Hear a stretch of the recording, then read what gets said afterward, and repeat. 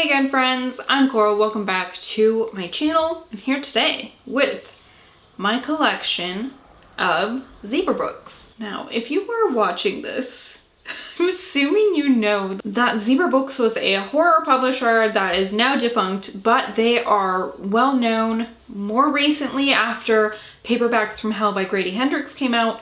The covers are spectacular, but sometimes the insides are not quite as exciting as their really vibrant, spooky, goofy covers. I think it's really a shame that publishers these days don't go for these really fantastic covers anymore, because it would be really nice to see a resurgence in like spooky clown babies and like skeletons holding flowers and shit like that, because it just makes everything so much happier. So I've got about 30 here. There are hundreds of zebra books, but they're hard to find, and they're hard to find in good condition and for a price that I can justify.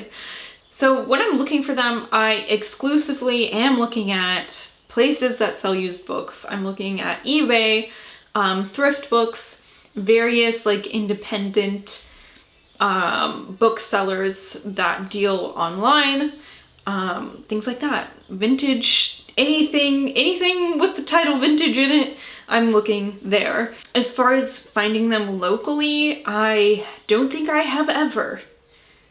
I don't think. And like, I found some good vintage books at my local used bookstore, but I don't think I've ever found a zebra book, and I don't know why that is. Probably because they're, you know, not being published anymore, and the publisher is defunct, and I don't know, maybe there are some collectors in my area that just snatch them up before me. Even though I only have 30 of these, it would take me too long if I were telling you about the synopsis of each of them, and then also I'd have to read the synopsis again because I don't remember most of them, except for, you know, the one or two that I've read. Honestly, I've not read much of my collection. Zebra is also kind of known for just cranking them out, and maybe a lot of the plots are not very great. They're kind of known for that, not having great storylines. So I'm just gonna show you the cover and the spine and the back, and I think that's it. Let's get to it though. Spent a lot of time just talking about shit that maybe doesn't even matter. I've got two of Jack Scaparrow's books. This one is Hocus Pocus. Don't know if it's about a carnival. Could be, possibly. Another thing about zebra books is that sometimes the covers just don't really match up what the book is about. I've also got Death Song by Jack Scaparrow. This is one of my very favorite ever zebra horror books. It does kind of stand out against the other ones because usually, typically they're a black cover with some spooky stuff. This one has a lot of white on the cover, or kind of like a tan cream color. I've got a couple of William W. Johnstone's books. This one is Wolfsbane. I believe this one also has a different cover by a different publisher. I believe some of them were like reprinted by different publishers, and then obviously do not have the same cover because it's not a zebra book. This is Sandman by William W. Johnstone. I've heard that his books are especially not so good. Haven't tried them yet myself. This is Cat's Eye by William W. Johnstone. This one I believe has a series. I don't believe that this is the first book either. I think the first one, I don't know what it is. Next, I have a couple of Rick Hautala's books. This one is Nightstone, and he seems to write pretty chunky books. I believe both the ones that I own by him are over 500 pages. This one also has the holographic cover. There's only a few zebra books with those. Here is Little Brothers by Rick Hautala. Another big thick book, which honestly makes it a little daunting to read because sometimes these vintage books just don't go down quite so easily.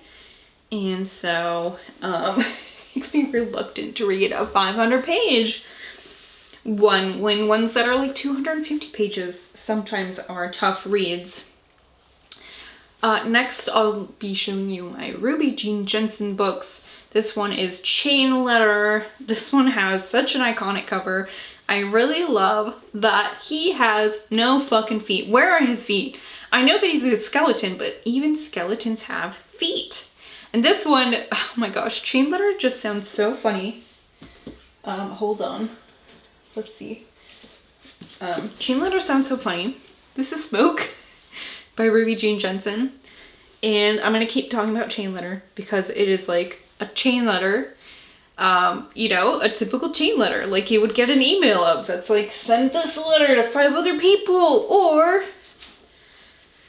Deathstone, sorry, by Ruby Jean Jensen. Send this to 5 other people, or you'll get cursed. But instead, it's a regular old letter in your mailbox, which is so funny. This cover is sadly ripped. This is House of Illusion by Ruby Jean Jensen, and this had a sticker on it. And the sticker was coming up on one side, and it got stuck to another book and ripped. And like, I didn't really want the sticker on there anyways, but I don't know, maybe I wouldn't rather have a sticker on there than like a big old torn edge. And it was like a Walmart sticker too, which is really hilarious to think that a zebra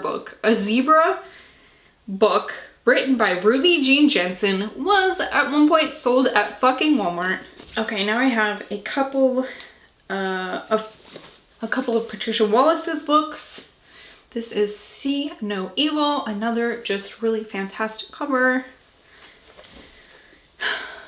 Something about eyeballs. Then Twice Blessed, which is about twins who have secret telekinetic powers. Or telepathic, not telekinetic. This one is Water Baby, which was really a very lucky find.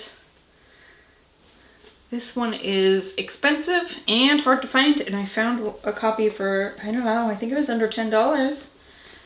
So, very lucky find. This is Only Child.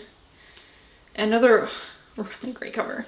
It's just great. Okay, and then I have a couple books by Stephen Gresham. I haven't tried his stuff yet. So this is what makes zebra books a really hot commodity, I think, is like, it's hard to find them. And then also you get ones like this. This is Midnight Boy by Stephen Gresham. And this one I obviously bought from thrift books, and I don't buy anything that isn't in at least very good condition. And this is not fucking very good at all. I can't even take the sticker off because I know that some of the spine's gonna come with it. This is another one where it's like, I'm on the lookout for a different copy because it's cocked, it's bent, it's like, what did this book ever do wrong to anyone? It's so beat up. This is Night Touch by Stephen Gresham, another one that had a sticker on it, and I ripped up the fucking spine. So that's very sad. This is Half Moon Down by Stephen Gresham. I think the spines on my Stephen Gresham books are all just super beat up for some reason. And Rockabye Baby by Stephen Gresham. This is one where an old man dresses up in his wife's old nurse outfit and kidnaps children. And I have some here that have a single book by this author. Some authors, well, I feel like a lot of authors who did publish with Zebra did publish more than once, but some also did not. This is Sight Unseen by Andrew Niederman. This is one of the Andrew Niederman books that I have not read yet, but I do like his books pretty well. He is the ghostwriter for V.C. Andrews, and I love his books that he's written as V.C. Andrews. Also, this one is Cry Wolf by Alan Chronister, and this one was such a very lucky find. The back's a little torn up, but I found a MFing signed copy. Crazy, crazy, crazy, crazy. And of course, Alan B. Chronister. I think this is the only one that he published with Zebra, but I mean, like, obviously it's not like a Ruby Jean Jensen book, but I still think it's pretty exciting to have found a signed copy of that book on accident. This one is Soul Eater by Dana Brookins. This is another one that I got from Thrift Books and am worried about taking the sticker off because sometimes even if you heat it up, make sure it's gooey, it's just sometimes the spine just comes with it and I don't want that to happen. But also I hate having the sticker on there. Next is Playtime by Morgan Fields. I don't know if you could see this super well. It's kind of hard to see the spooky monster like chewing on the baby's head, but that's what's going on here. Another special thing about zebra books is that they have the little zoom in pictures of the cover on the spine also, which just adds a little spice. I have Hide and Seek by William M. Carney. Fertility Rites by Faye and Zachary. This is another like fairly thick book. This is one of those ones where it's like the doctor impregnated the mother with like a baby that's not the baby she's expecting to be impregnated with. Maybe there's some experimentation going on. There are a couple zebra books like that. This one is Wild Violets by Ruth Baker Field. This one also has another good cover, and I'm not sure if it's, I don't know. I feel like it also has a skeleton on it, so I'm wondering if it is another zebra book or if it just has another good cover from a different publisher. I think that's the book that I'm thinking of. I should have looked it up prior, but I never remember to do that. Next is The Unholy Smile by Gregory A. Douglas. He also, I think, is more well known for The Nest, which I loved, but I have not read this one yet. This is kind of an atypical cover for a zebra book. It doesn't have a skeleton. It's not right in the center. It's pretty creepy, actually. Next is Afternoon of the Gosling by Marlis Huffman. That is a very Midwestern name, in my opinion. This one's about something that tells a little girl to do something bad. Next is The Trident by Joel Hamill. This is kind of a plain cover for a zebra book, I think. Next is Extraterrestrial by Julian Schock. I wonder if that's his real name. This is another cover that's maybe a little abnormal, but I like it. It kind of, it's like, is this Aliens meets the first season of American Horror Story? This is like gimp suit aliens. And then I have Fagin by Pat Graverson or Graverson. Probably Graverson, right? This one actually says zebra fiction instead of zebra horror on the spine. But this is Dangerous Nature by T.J. Kirby.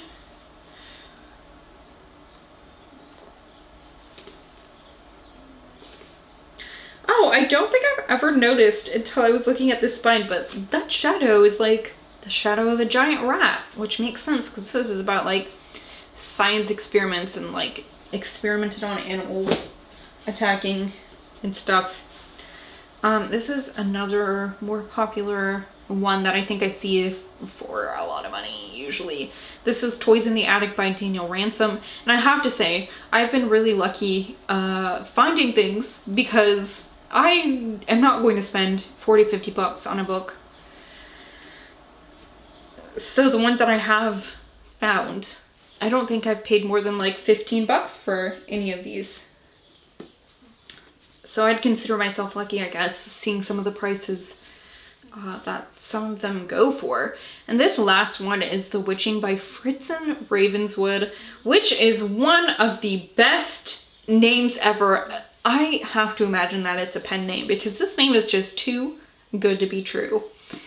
This author also wrote one called Spawning, I think, that has a really great cover. It's like red and white and like looks like blood's dripping down these children's faces. And this one is actually Zebra Occult. So I'd be curious to see what else is specifically in the line of Zebra Occult books. I also have a zebra true crime book. Let me see if I can go find it. So I was able to find it. I meant to grab it when I was making this list, but I forgot because it was like in a different spot than like this pile of fucking books, because my house is still not put together after the flood happened. And part of that's because I cannot get my fucking bookshelf shipped to me any longer, which means I would have to drive like 2 hours to Burbank to the nearest IKEA store, and then like I'd have to rent a trailer to, oh, it's just like such a fucking thing. So this is What Lisa Knew by Joyce Johnson, and this is about the death of Lisa Steinberg, who was a little girl who was adopted, and her adopted father was a prominent attorney in New York, I believe. And like, it's horrible and sad.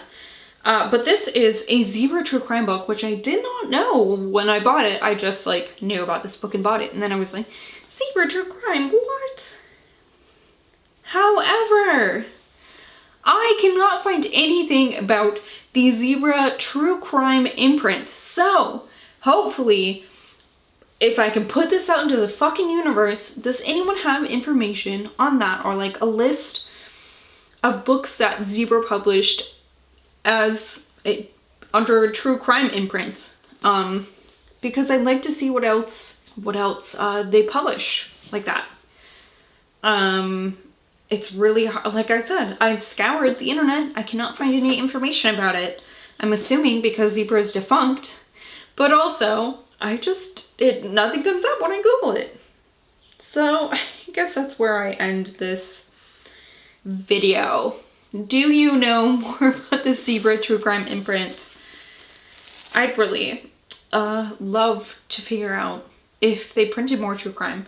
That would be really such a coincidence if it was just this one book and I just happened to know about this book and to buy it, and then also know about the Zebra horror imprint. Anyways, that's all I have for you today. Thank you guys so much for watching.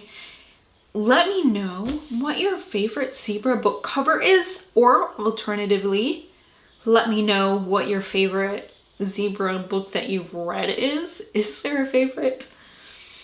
And it doesn't, it doesn't even have to be like the quality of the story. It could be like, this was such a horribly good book because it was so horribly bad. I do like stuff like that. Typically more in like movie form, but I'm willing to try the book version of that too. So keep your eye out for my next video. I will be back soon.